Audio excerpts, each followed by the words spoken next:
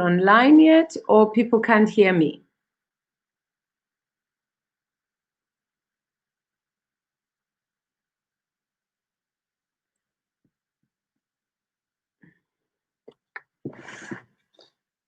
Hi, everyone. Can you hear me? Okay, now you can hear me. Thanks, Dale. Anybody else? Everybody can hear me. Can you give us a shout in terms of where you are joining us from? And also, how are you really feeling today? You know, with this COVID, where we are at the moment and how you are in the business and personally. Just pop that in the chat to be great to know. Thanks, Jenny. Great. So welcome, guys and girls. And if I use guys a lot, I think we're so used to referring to guys and boys at the same, girls and boys as guys. So please pardon me. So today we are covering a topic on people management and how to manage change. And I just want to introduce myself so that at least you know who is sharing this with you. My name is Ntsiki, and you'll be wondering why what you're seeing now doesn't fit the picture that you saw in the advert. It's the before the lockdown and the after the lockdown, or during, let me say, during the lockdown image, you know. Thank you, guys. It's so lovely. Yeah, everybody's feeling optimistic. I'm at home. My business is closed. Sorry to hear that, Ernest. Feeling positive, even positive, even things are tough. Yeah, we have different emotions at the moment, and I think that's what this period is doing. There's a lot of opportunities. There's a lot of learnings. There's a lot of sadness and frustration and depression.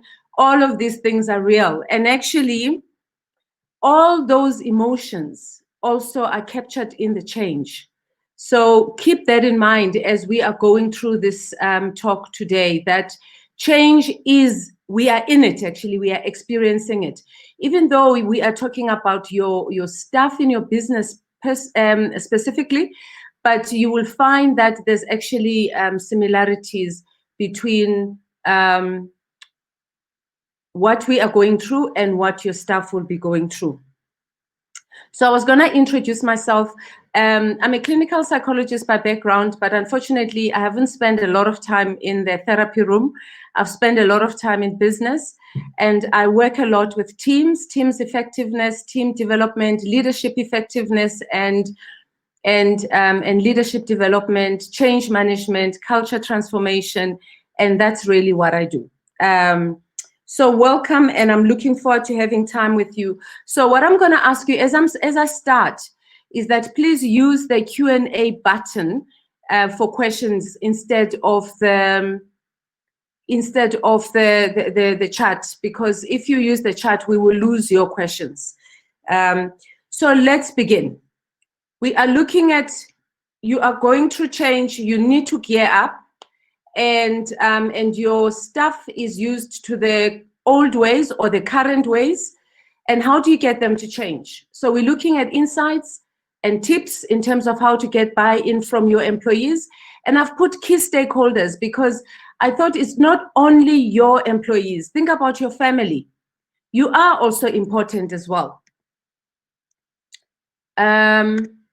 So one of the things I want to bring up front, which will explain why I've approached my talk in this way this afternoon, is that there are a number of attitudes or a come from place or the way we do things that becomes very important in managing change. And this is not the complete list. This is just a list that I've just put together. You will find that there will be other ones that will be relevant for you.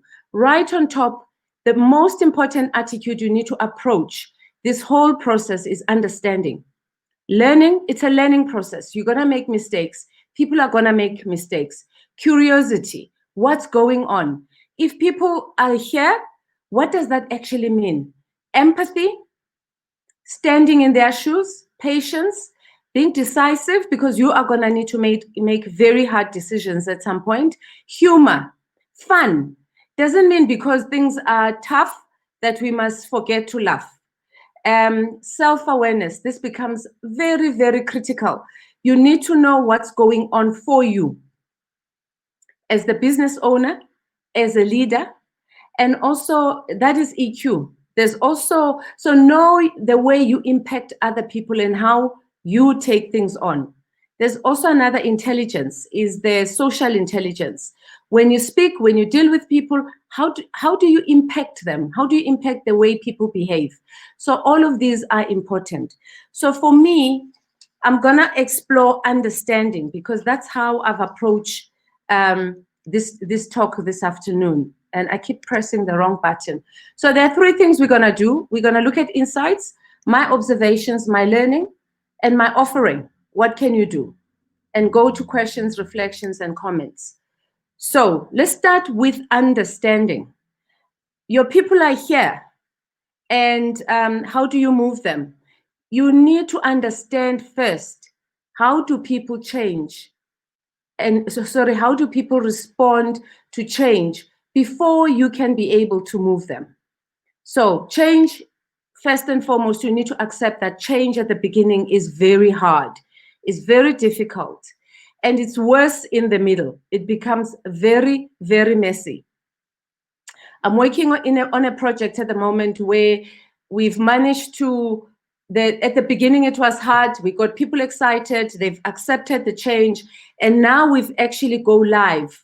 We are implementing a new system, and now the new system, they've moved into the new system, and now the new system has got some problems, and they're like, no, we want to go back. So the middle can actually get messy for all sorts of reasons, and I'll share with you. But at the end is the best. And this is what Robert Sharma is saying. So therefore, we need to then prepare people. We need to equip them. We need to support them. So in a way, I've already given you an answer to say, for you to move them to where they are, you need to prepare them, you need to equip them, and you need to support them. And I will explain a bit more in terms of what do I mean. Why? Why do we need to do this? And this is part of understanding. So the second insight is that people, firstly, they don't see change as a process. Secondly, people's attention and focus are at different places. So if we start with the current state, you've got your leaders, you've got yourself there, maybe you've got someone outside, or the kind of organization I work with most of the time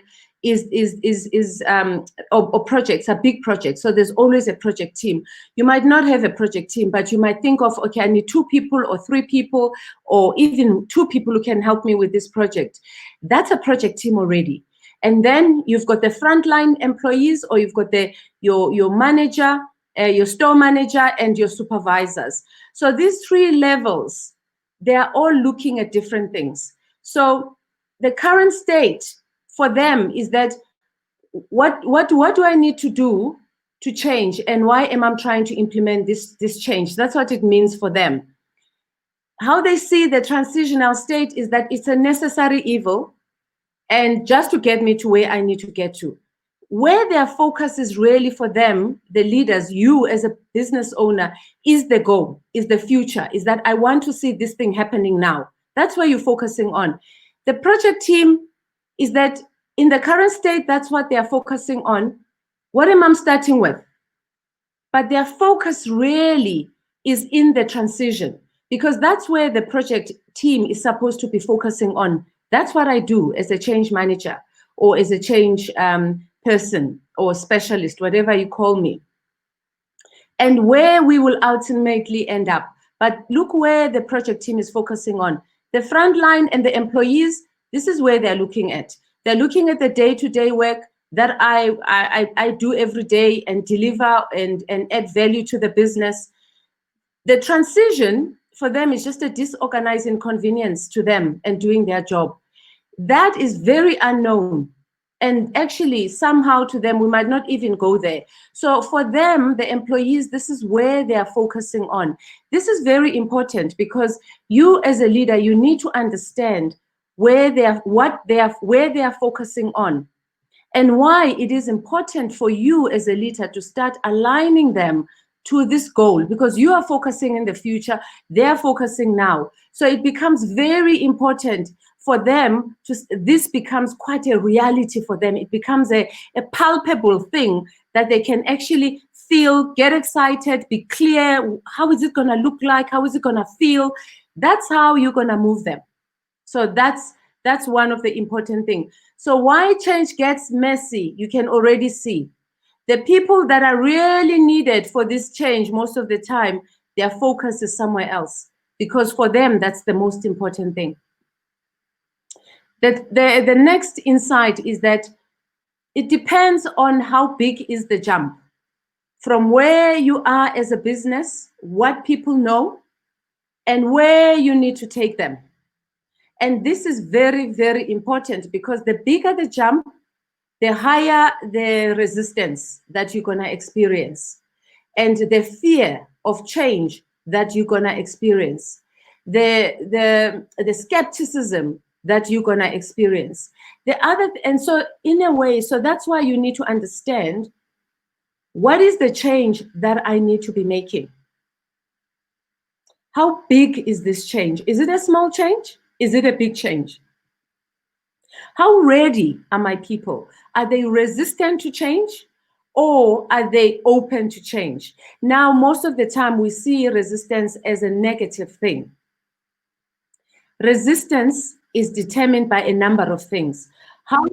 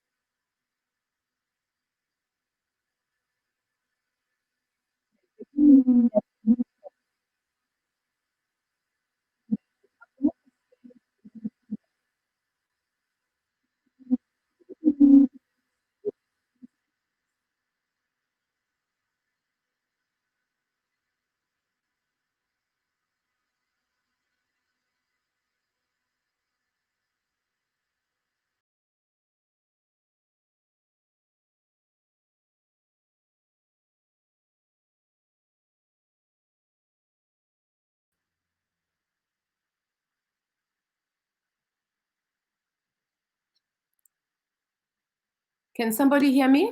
I need to go to action, share, choose media.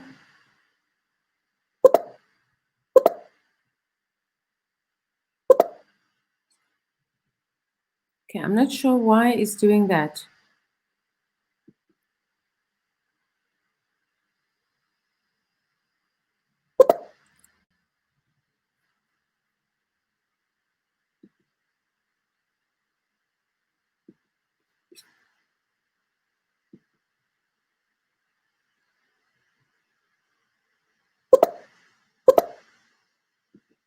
Let me just call my support here.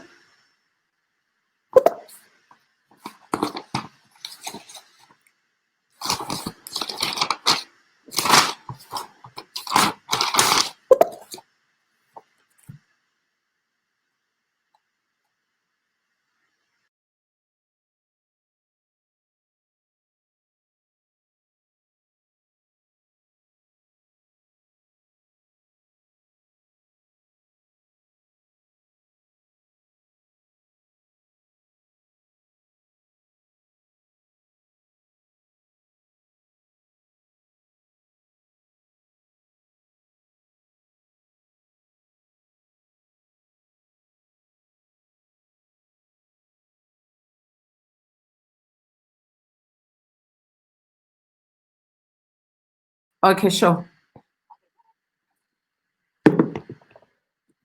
Okay, so I'm just trying to find where we were. So what I was talking about earlier is Chrome now. I think I went to the wrong place. Oh, sorry. Yeah. Okay, so just trying to find where we were. And I'm gonna try and be closer to my computer so that you can hear me. So what I was saying is that it depends how big is the jump. So you as a leader, as a business leader, you need to understand the change first. How big is the change? How ready are your people? And I was saying that sometimes we don't understand resistance. Resistance can be influenced by how how change or small changes that were made in the past. So for an example, if you are a restaurant owner and you introduced a new coffee maker machine, for you as a business owner, that might be innovation, that might be a new way of doing things, speed, thinking about customer. But the person who's going to be operating that machine, it might be a big change for them. And also it might mean that the way you manage that change will impact the way people respond to the change going forward. So you need to be aware of these things. The other thing I wanted to say to you is that if you go back to those behaviors and the attitude I said up front, to say you need to be patient, you need to be empathic. If you move people too quickly and they are not ready, they could end up to what we call the realm. What is the realm? Is when people shut down. They cannot get any more information. They're overwhelmed. There is too much going on. So if you think about us, one moment in March and February, our lives were fine. But one moment in March, the president came, we have to go to lockdown, we have to do things differently. And there's been one change, another change, another change, another change. So people, some of the people, they're sitting here in the realm, they've shut down, they've had enough, because from here to there, they had to move very quickly. And so those are the kind of things you need to think about when you're thinking about the change and where your people are. And this is one last thing I want to share with you. So this big thing here, it's the business change. Is your restaurant change, is your plumbing business, is my consulting business, or whatever that business you are doing that you are involved in. So that's what your overall business has to make that jump. But be conscious that individuals in your team have to make different jumps that are different from each other. So those are the kind of things you need to start to be aware as a leader before you start to say, how do I do this? So your analysis, your assessment becomes very important. So we've talked about this, that why do people are scared of change? We know this is the unknown, fear of failure, concern that what's happening now or what's working now is working well. The way I have experienced change in my life will impact how I experience or respond to change in the business. Lack of confidence in how the change is being managed, lack of confidence in my leader, in how they're going to manage the change. Maybe I'm not involved. So you need to start bringing people into change, into where you are taking them. And the biggest one is the lack of understanding and the reasons for change. So I need to understand why we are changing.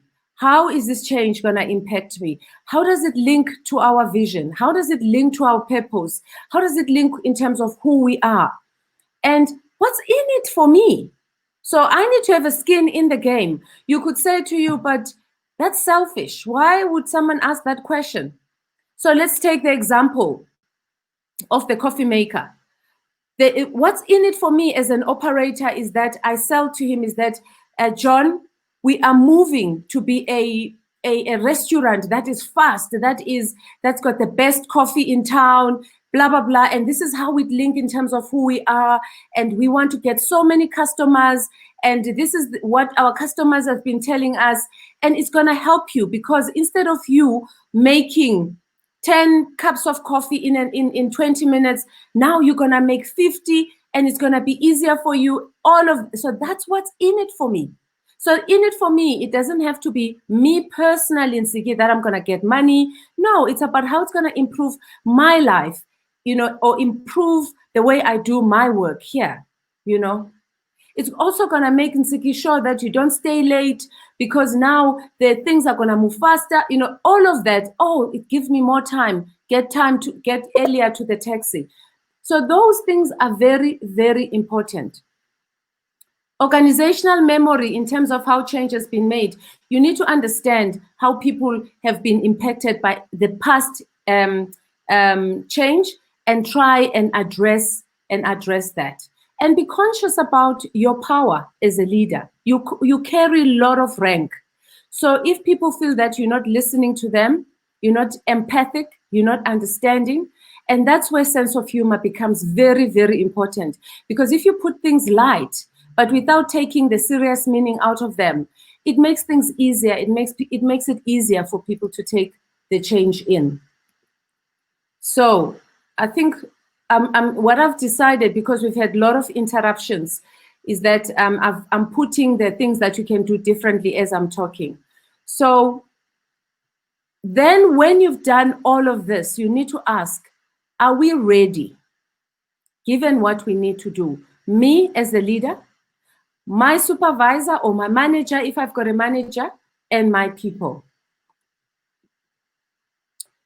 So really, one of the things that really captured my attention was this: are you ready for change gear? If you need to reassess, to refocus.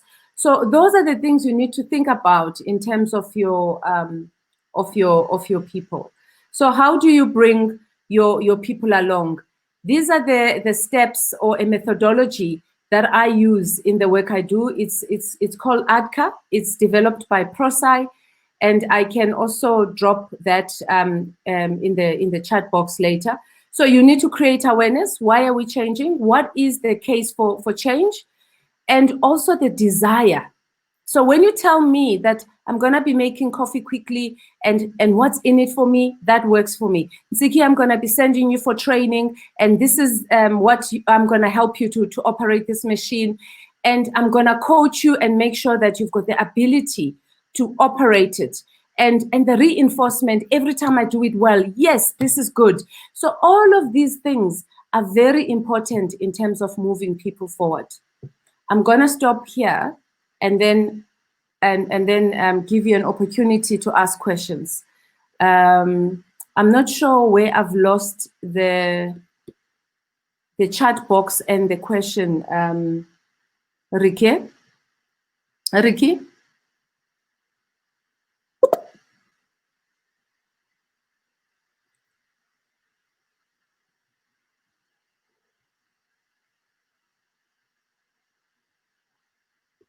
Okay, I'm not hearing anyone.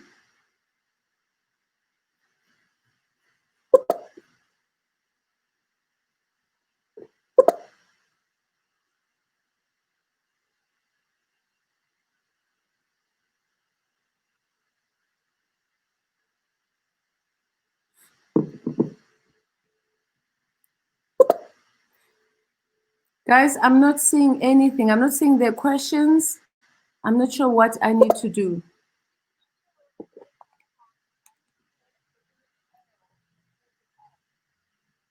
Which arrow now? The one that says N.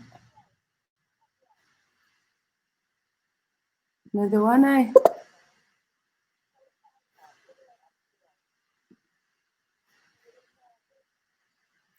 Top side right.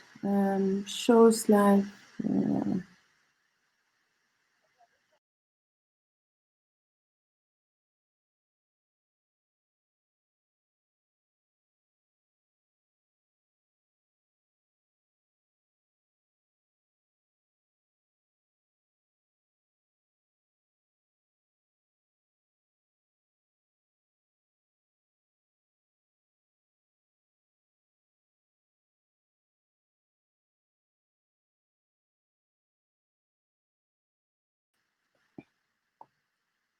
Okay, welcome back. Sorry, guys. And I think one of the things that is interesting about change is that you are experiencing it right now.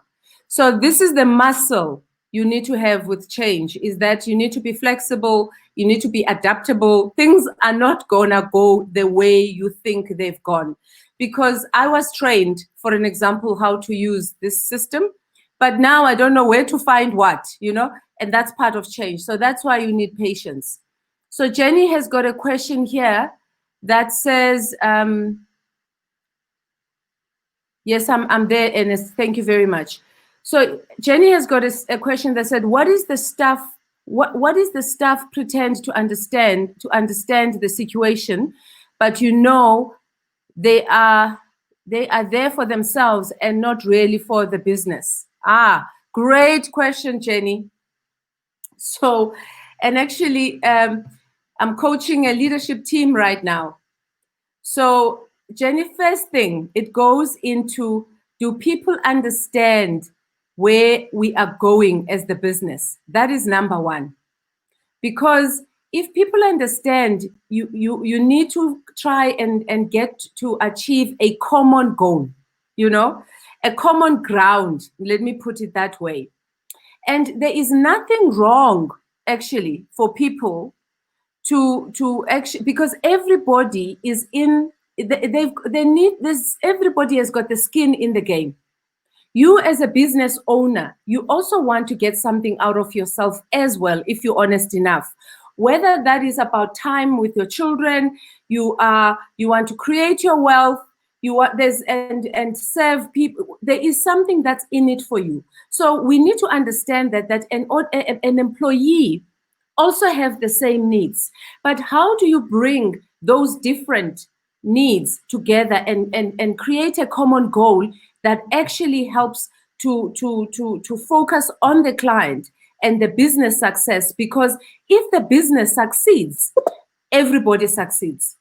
So that's why they need to understand why we are changing.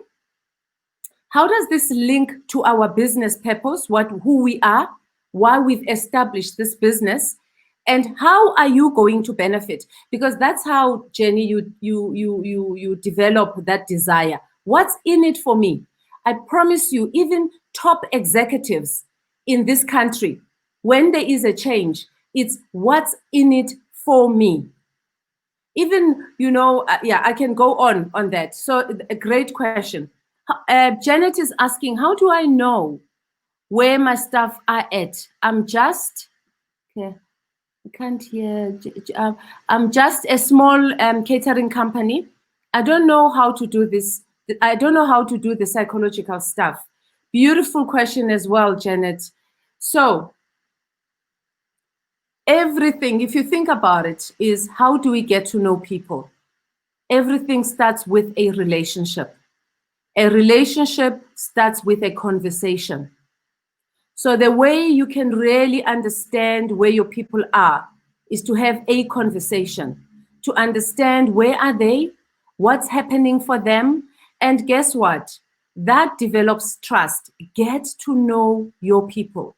Get to do things that are outside the work environment. And it doesn't have to be to spend money. You could have coffee with them at the end of the shift, for an example. Just have a normal thing. Don't have to do a braai,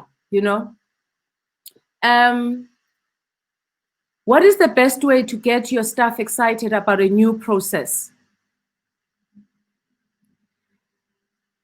The one is exactly the purpose. Is if people understand why are we doing this? How are we all gonna benefit in this? And the other thing, and you take it for granted.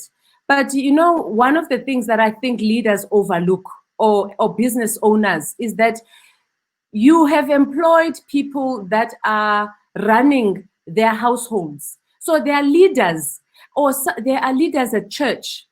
They are leaders in other aspects in the society. So you are not, and you are not, you haven't employed people that don't know. They are leading change themselves somewhere. So by sharing the purpose, getting them excited, taking them along with you, and you start to see them and respect them in that way, you get them excited because you've recognized me, you've seen me, you've acknowledged who I am. You know, all of us wants to belong. All of us wants to be seen. All of us wants to be loved. And we don't use love. But love is not love. It's love has got many dimensions. So people want to feel that you think they're important, you're valuing them, you get them excited like that, Renee. The other one, when you notice what is working well, acknowledge it, appreciate it, because what it does, it reinforces the new behavior, what you want to see. It reinforces the change. The research at the moment is showing that you need to, the ratio of acknowledgement and appreciation, it's 5 to 1. 5 comments, it's 5 comments, 5 positive comments to 1 negative comment. So what you're doing is that make sure you are giving people more appreciation and less negative feedback. Make sure that negative feedback is really gonna count. When you give me that feedback, I'm gonna think, oh wow, if she's been telling me I'm doing so well, then really I need to be addressing this issue. So make it count. Think about it before you actually give someone a negative feedback. So I'm not explaining this right. The ratio of positive feedback is 5 to 1. 5 nice things to say and 1 thing to say. Sometimes we give 5 negative and 1 positive. That kills the morale. That discourages me. Then I get confused. Then I don't know what I'm doing right and what I'm not doing right. Because in my mind, remember, everybody's intelligent. I know that I've been doing 5 right things. What is this? Okay, I think that's what we've got so far. I think I spoil my employees by paying them their salaries even when we were in lockdown. I've been talking to them throughout the period. This is a good question. Where is it now? And made them aware, this is from Jenny again, and made them aware that me paying them is not sustainable. Jenny, remember, change is hardest at the beginning, is messier or messy in the middle, but it's great at the end. So one of the things you need to have empathy for yourself is that they also need to go through this and resolve it for themselves. So it's easy for people, and all of us, we do that. If something gets taken away from us, we firstly blame. I mean, look at what happened when Ramaphosa extended the lockdown, the lockdown. Everybody, I mean, there was an email from a CEO, top CEO in South Africa, reminding us about what happened, why not, and everybody was angry about not exercising, forgetting about the fact that we've never have a situation like this. The government has never managed something like this. We personally, nobody knows how to deal with this thing, but everybody was angry. So, and it still continues. So as a manager, you need to see where they are coming from and just hold it and understand it and bear with it, that it's going to be messy. They're going to be angry with you. They're going to accuse you. And at the end, they're going to see your view, because you're right, it's not sustainable, but you have to continue communicating the same thing. The other thing, Jenny, that is important is to be transparent.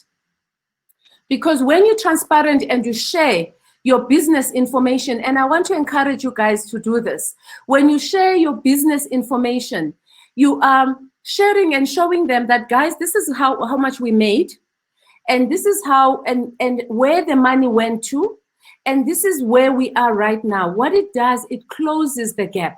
That's one of the things that excites people. That's how you also develop a common ground with people. People have got ideas. They start to say, oh my goodness, now I see. Now, what about us doing this? And then it becomes a very innovative. People start to be creative. They give you ideas that you, as a business owner, you didn't even thought about. So that's what happens. So transparency is very important, but you need to think about how you do it. and find coaching, find somebody, and you need to cross that edge. Remember, you might think, what are people going to think if I show them this? So there are things that you're still not comfortable with, or things that you are scared with personally in sharing that. But transparency is one way of actually moving people from where you are, well, from where they are to where you want them to be, to get them excited, to create a common ground and actually move together. I share our say, okay, let me see another question, Jenny, before I come back to you. My employees want to work temporarily. My business is brick manufacturing. I'm not sure what the question it is there, Samuel. Can you just expand a little bit about that question? I'm going to go to another question, Jenny. I'm going to, and then come back to you.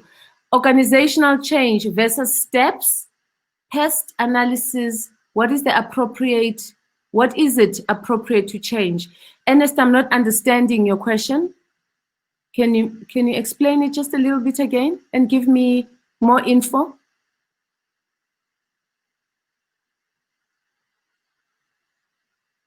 I don't understand, Ernest, the steps versus pest.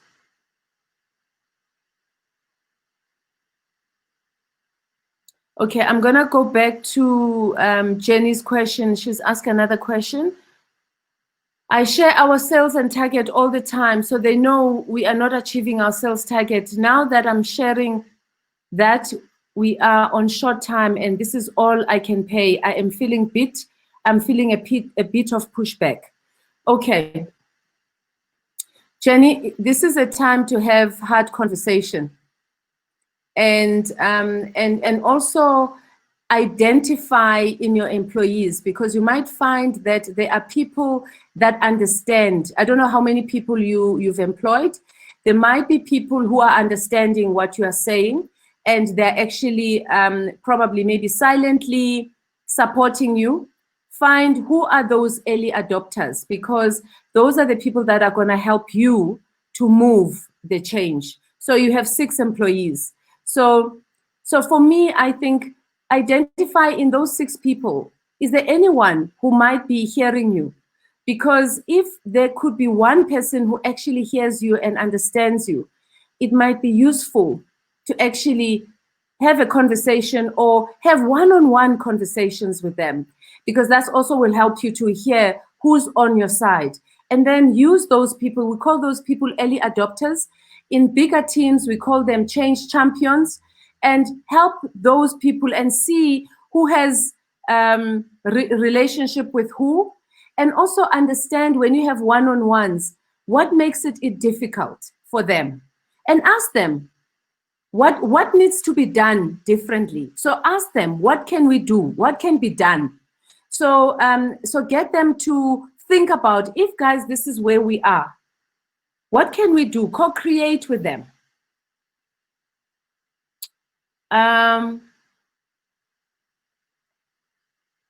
Exactly. Yes, there are people who are hearing me. Those are your early adopters. So stay with them and ask them to help you to get the other ones. And it is emotional because people are angry. You know, it's so easy for us, because you know what is anger? Anger is a secondary emotion. Behind the anger, there's fear. Everybody is scared. They're scared of losing their jobs. They're thinking. So that's why conversations become important. That's why having understanding of what's going on for you. Why are you responding the way you are responding? It helps you to understand. It helps them to understand what's going on. Because some of us don't have self-awareness. We don't have emotional intelligence. So it's so easy to just blame. But you as a leader, by asking the questions, it actually helps them to start to think, oh, that's why I'm feeling like this. It makes your life easier. Okay, I'm not sure whether we've got any more questions. Jenny, thank you for those questions. They are really, really great questions. Change is emotional.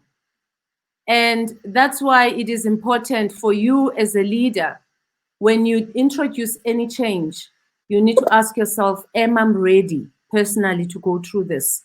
What support do I need? How do I bring on my family? What support do I need from my family? What support do I need from my employees? So those things are very, very emotional. Emotional. They bring a lot of emotions. Yeah. And I think going through this COVID-19 makes change. All changes are the same. The way people have been responding, blaming this, taking the government to court, blaming Ramaphosa. Now Ramaphosa is no longer the best president. You as a leader, you're not going to be the favorite leader.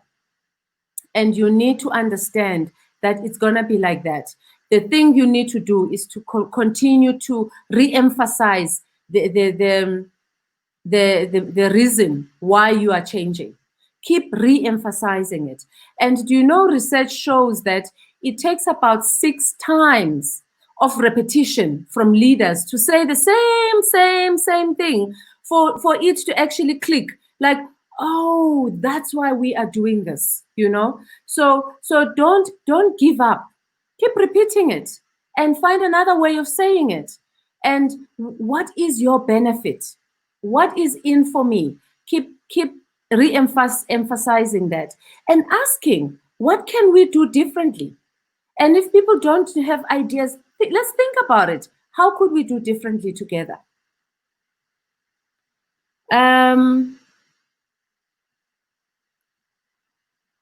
Great. And remember what the slide that I showed you. People, they are scared of the unknown.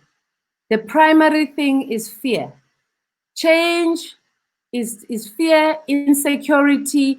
And do you know another thing is that we react like children. Everything just goes back to, all the things we haven't resolved in ourselves, because the way we went through change gets risen up in change, So, okay, environmental analysis, political, economical, social, and technological changes.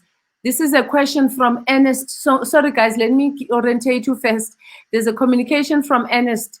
Ernest says, okay, environmental analysis, political, economical, social, and technological changes versus the organizational culture and structure. Where is it appropriate time to make changes? Okay.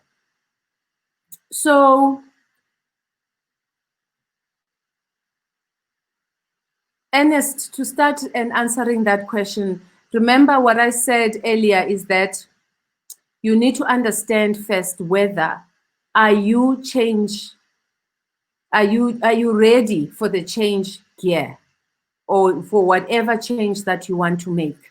Because you are right, the external issues are impacting on your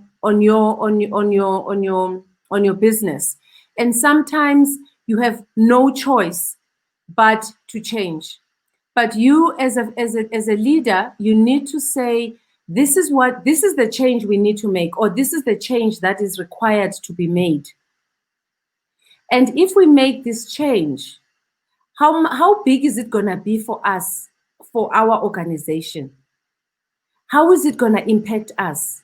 So you need to think about, so if you take, for an example, let me just call up one slide very quickly that I didn't share, which is these blurbs from the internet, from the website. It really interested me. It says, if it's all about entrepreneurial mindset, visualization, strategy, and finding new markets, reassess, refocus, and restart. Those words were very interesting. So if you look at that, Ernest, you need to then compare and look at where, if that's the change that is required, where is my business? How ready are we to be able to make that change? And you need to make the change anytime, because change, there's never a right time to make a change, because change is messy anyway. However, these 3 words here for me were very important. This reassess, refocus, and restart. So you need to be able to give yourselves empathy as a business to know we will start where we can start. We can start when we can start. But every time we will reassess to see what's working, change what's not working, and then refocus and restart. Because as a small business, you don't have the opportunity that some the bigger business have got, that they're gonna employ Ntsiki, who's gonna design a change management strategy and all of this. But still, you need to get your people alongside with you to say the approach we're gonna have, guys. We're gonna start where we need to start, and most of the time, your employees know where to start. There's a lot of wisdom in your business already, and they know what's going to work and what's not going to work. So you need to start working in an agile way, in a very adaptable and flexible way, and saying, we'll start where we can start. Let's choose one thing.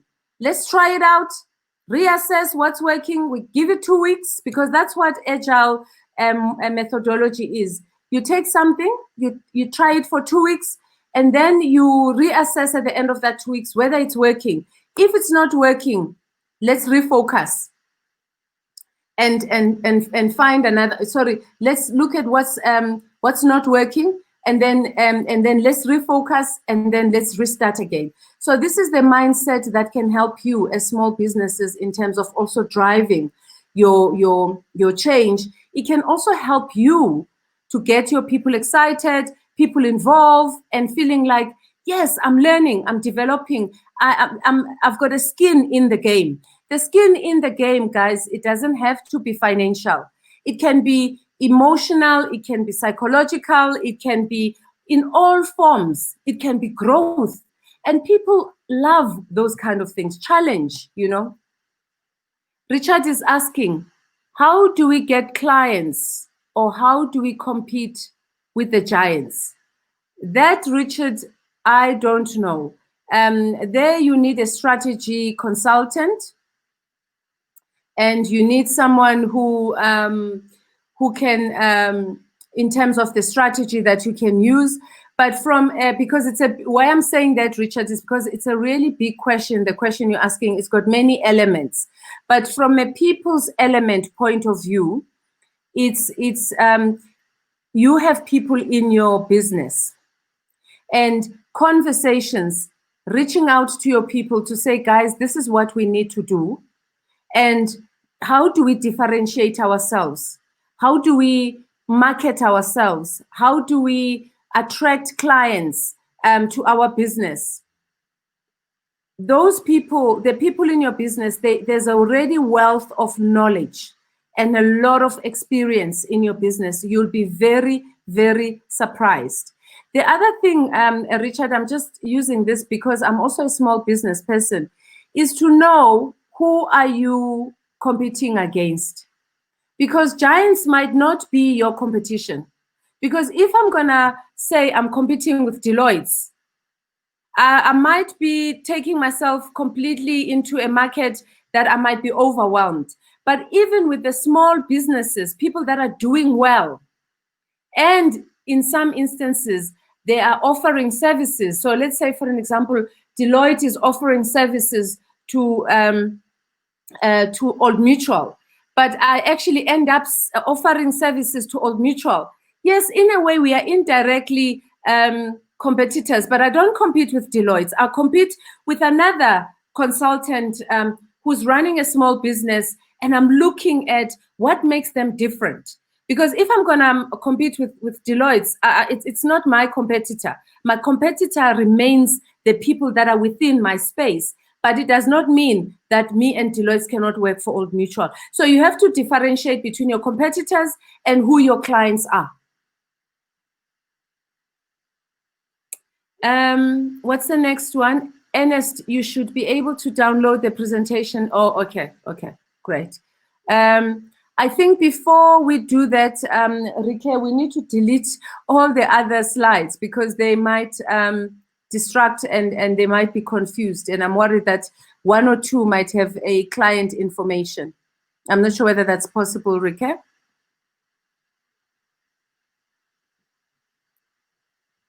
Any other questions, guys? Looks like we've come to the end.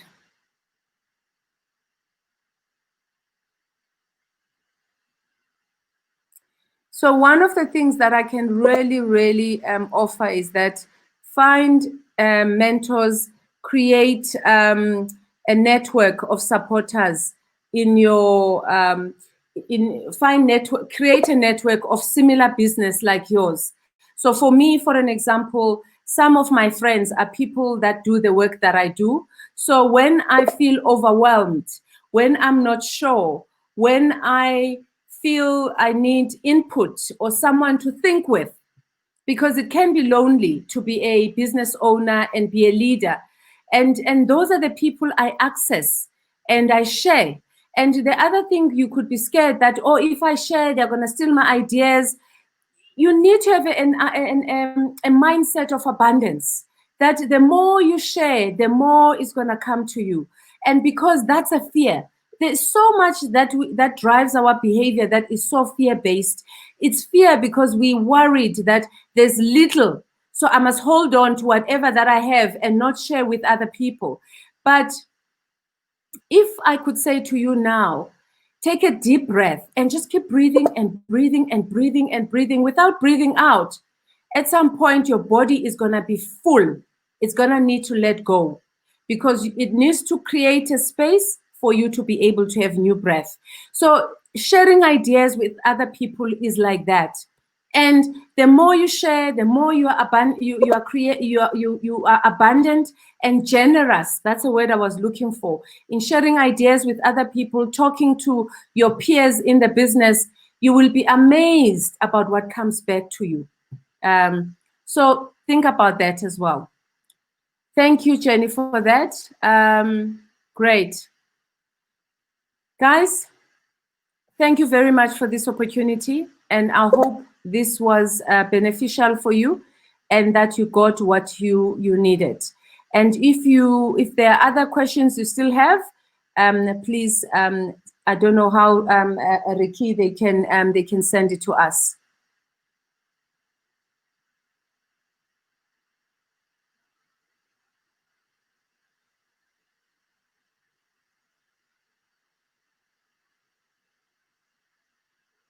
So maybe one thing to end this, just to say, what is one thing that stood out for you? What did you learn this afternoon?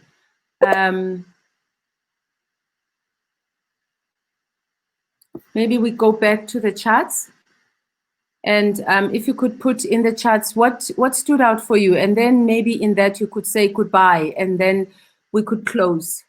Maybe that's another way.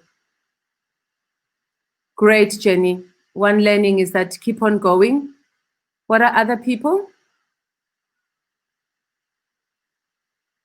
And that's what change is about. It's about persevering. It's about believing in your purpose. It's about believing in the reason why you are changing. Ricky has just put a thing there to say that people can also access more support from support@simplybiz.co.za. Okay. So before you go, you can just say what stood out for you, or maybe people have already gone. Let me just see whether people are still here. Yeah, people are still here. Sure. So we had lots of people on the line. I'm wondering, all these other people that didn't say much, what was going on for you? Even if it's just a reflection or just a comment.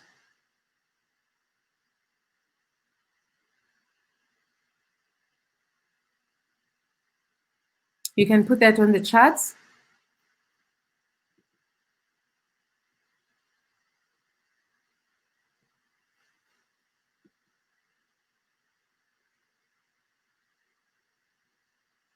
Okay, I think that's it.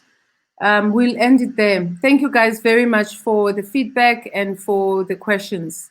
And thank you for all your attendance. Goodbye.